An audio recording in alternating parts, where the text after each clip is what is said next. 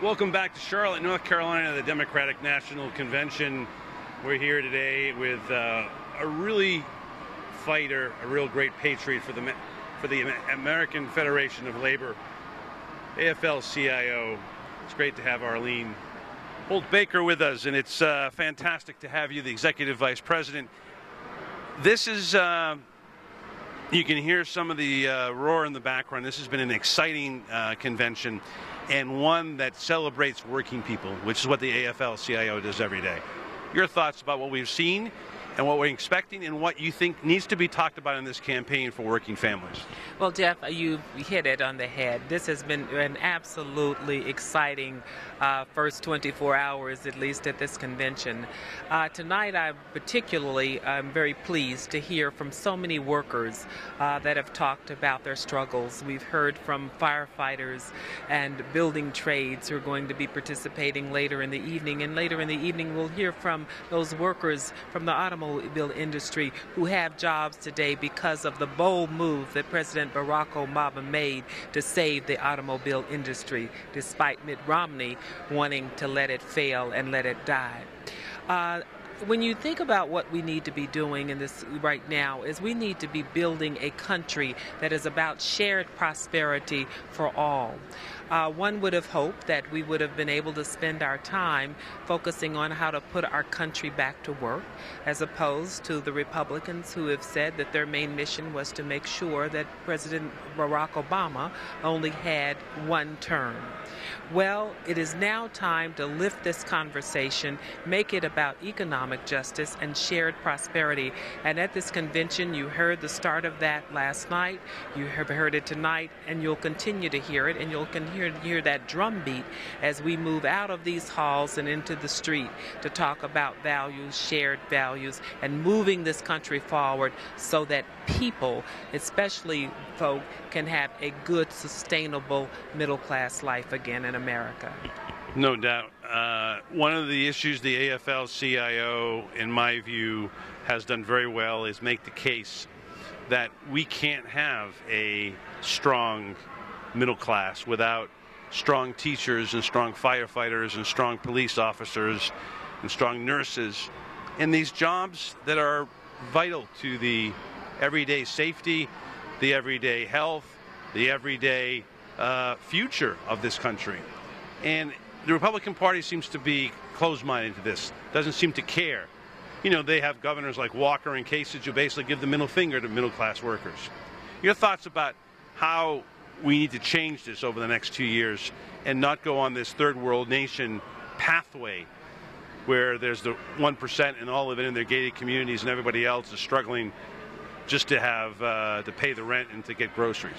Well, clearly, again, when you think about Romney-Ryan, Kasich, Walker, Scott in Florida, all of these governors, they have attempted to try to divide workers from one another, divide those who have unions that have given them the ability to have good wages with sustainable wages with benefits and be able to have a decent retirement.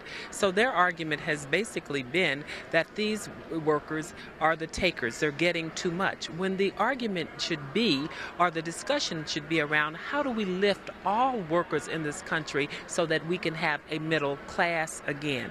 It's disproportionately unfair in terms of what is going on in the country, and the middle class is disappearing. The only way that we were able to maintain a middle class in our country is because workers had the right to collectively bargain. And as that result, all workers did a little bit better.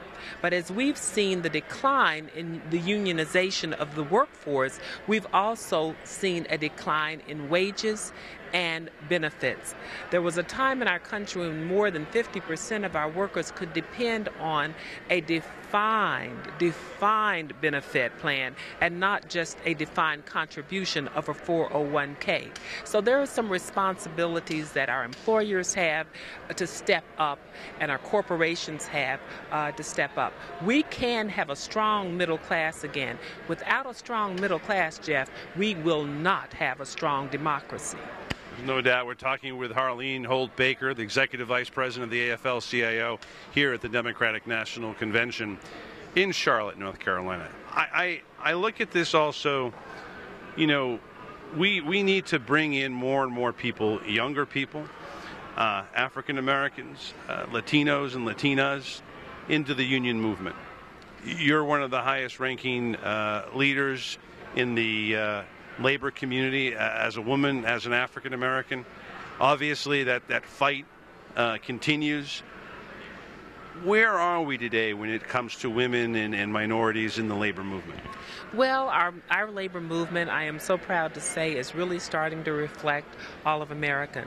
But you hit the point so succinctly, because we must bring into our movement people that look like America. We know America is changing, and America is a country now that is a country of people of color, and women are going to be the majority in America. So not just in the labor movement, but throughout all of our society, we need to see them in leadership roles. The labor movement with respect to women and people of color, we're certainly starting to see a change. We're very proud at the AFL-CIO that we have 2 women that are the top officers, Liz Schuler, the Secretary-Treasurer, and myself as Executive Vice President, along with certainly our partner, Richard Trumpker, who understands the importance of diversity. Just recently, the American Federation of State, County, and Municipal Employees, the union I came from, AFSCME, just elected Lee Saunders, right. African American, women, AFT, Randy Weingarten. Right. So you see it's starting to change. But what must we do now? We must bring young people into this movement and be able to listen to their ideas and support their pathway into leadership positions. Give them a way to get engaged and get involved in their unions and in their communities so that they can develop the skills that they need to be the leaders, because they will take over, and they're the only hope we have for ensuring that we have a movement that is there to ensure that the middle class has a voice. Got about 60 seconds. Tell me a little bit about the construction unions in the AFL and how rebuilding America, roads, bridges, infrastructure, high-speed rail will be helpful to those unions, and once again build up the private unions that are so important to this middle class of this country. Well, it's no doubt. One only needs to drive down their own highways and know that America needs rebuilding. We need our infrastructure rebuilt. We believe that if we start to invest $250 billion a year in infrastructure building, we can build our infrastructure and create jobs for millions of Americans, not just the building trades who will build them, but we will know that the effect of that will help to support the base for all of our workers and give us the kind of tax base that we need in order to ensure that we have public sector workers like our teachers and our firefighters that keep us safe and teach our children.